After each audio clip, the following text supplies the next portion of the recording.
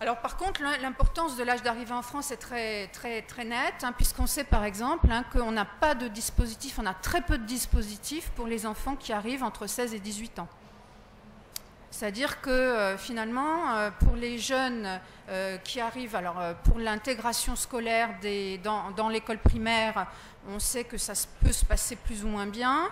Mais on sait par exemple que le gros souci qu'on a actuellement, c'est bien les enfants les adolescents qui ne sont plus dans l'obligation scolaire et dont on ne sait pas exactement comment et qui ne sont pas non plus intégrés dans le monde des adultes. Et là, on a des associations qui s'en occupent évidemment, mais on sait bien que là, évidemment, il y a un enjeu important sur l'âge d'arrivée en France.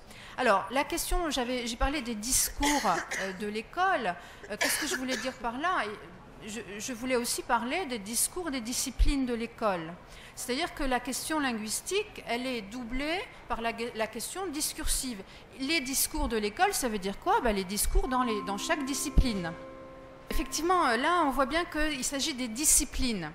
Et que ces disciplines en français posent la question de savoir quels sont ces discours, comment on les reconnaît, comment ils sont construits. Et là, tout à l'heure, Jean-Louis parlait de questions de tradition historique. Oui, bien sûr, ces disciplines sont construites traditionnellement, elles ont une histoire, elles ont une manière une forme de grammaire de texte qui fait que là, la question linguistique est moins présente que la question discursive.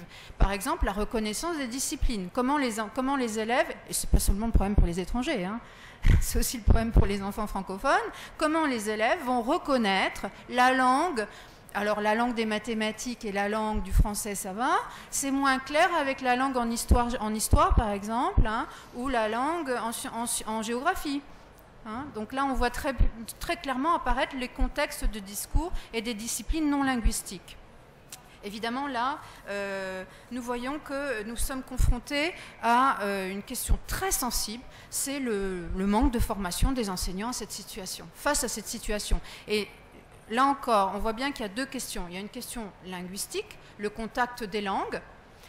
Finalement, à part quelques exceptions, je parlais des turcophones dans certaines régions, la question est moins sensible que celle plutôt liée à la manière dont les enfants vont intégrer la culture scolaire à travers certains types de discours.